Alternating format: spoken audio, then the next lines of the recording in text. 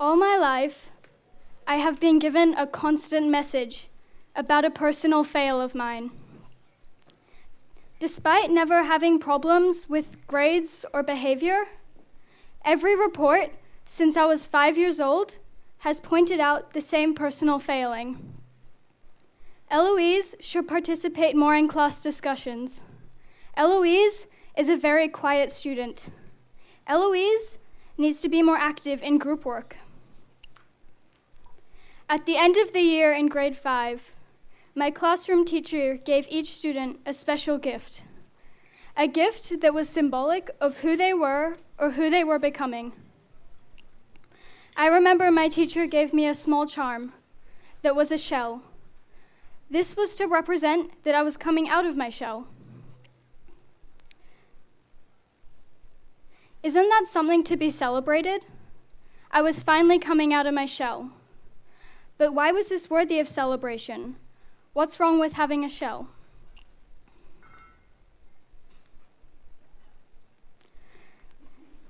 The phrase I hear so often, "come out of your shell," makes it seem as if we're living in some voluntary prison, that they are helping us by offering to free us from confinement. To an introvert, a shell is like a home, a shield from the competition of who can talk the loudest.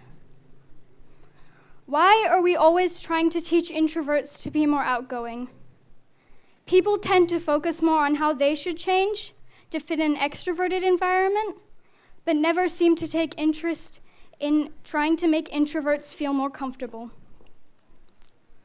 The focus on group work, class presentations, and class discussions does not play in the strengths of our introverts. Is specific thought ever given to structuring lessons in a way that suits introverts from time to time? Introversion may be one of the most frequently misunderstood personality traits. I believe this is part of the problem. The difference between introversion and extroversion is so much more complicated than just being shy versus being outgoing. This confusion became very clear to me during Quest. People almost always mistook introversion for shyness. And although there are shy introverts, they are two very different things. Shyness is the fear of social judgment. It's becoming nervous when in the company of other people. And social anxiety, a more severe form of shyness, where being in a social situation can cause excessive sweating, muscle twitches, racing heart, and trouble breathing. And there are a lot of self-help ways and websites for people who have social anxiety. And sometimes for people who are shy, it's good for them to go out and socialize, or even try group therapy. So why are some people more social than others? Well, to be an introvert actually doesn't have to do with how you were raised, or what school you went to. It's an inborn personality trait, and there's a whole different chemical reaction that happens in the brain. Dopamine is the chemical that helps us control our brain's pleasure and reward centers. Although everyone has dopamine in them, people react to it differently. Extroverts tend to need more of dopamine to feel its pleasure, and extroverts have a more active reward system. While introverts can't handle too much of this feeling without draining themselves.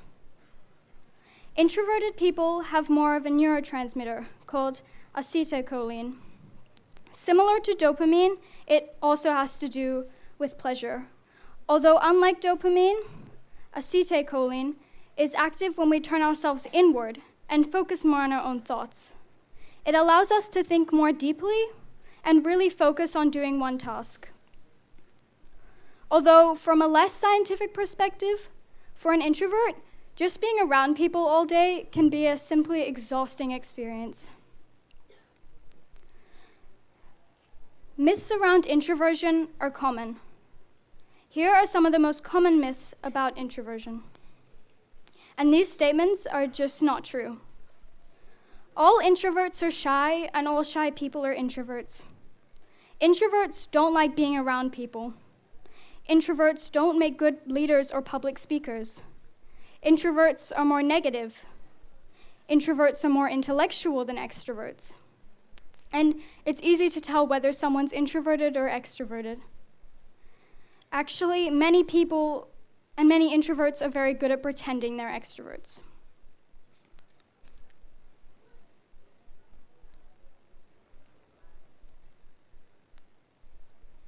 In exploring how best to share information and messages about introversion, I created some pieces of artwork.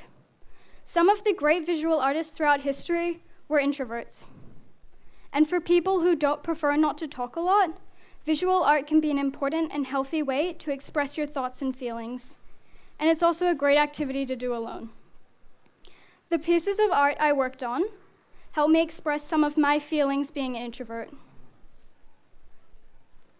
So, why is this topic important, and who does it affect? It seems to me, based on my own experience, although there's a whole misunderstanding around this topic, it affects everyone, either because you yourself are an introvert or because someone in your life is. And I think it's time that an introvert's value is recognized. Although I am extremely well supported by my teachers who try to help me understand myself by sending me articles and talks about being quiet. But what would really support me would be some small change to the way classes are planned and managed. And I'm not just talking about what I need for myself, and I can't claim to speak on behalf of all quiet people, but I know that I'm not alone. What I'm asking for here is more choice. Group work is great for some, but for others, it's exhausting. As soon as I hear the words group work, it's like I switch off. My ideal situation would be for the teacher to say, okay, feel free to work alone or in groups, and submit your final work in written essay or presentation. I want to challenge the idea that participating in class discussions and group work is the ideal way for children to learn. Surely, quiet contemplation, working independently, and deep thinking is of equal value. Yet in any given day or week at Green School, I don't feel much time or space is given to this. Where is the place for deep independent thinking in group work? Where is the idea that listening and thinking before you speak is important? Where is the opportunity to draw on our own creative solutions when the loudest person in the room dominates the group? And guess what? Group work typically decreases the quality of an introvert's work. We are thoughtful and strong people who do our best work when we're able to work independently. So please don't exhaust us with endless group work. Please don't mark us on class participation. And please don't measure how much we know by how often we put our hand up. But please value us and understand our unique contribution.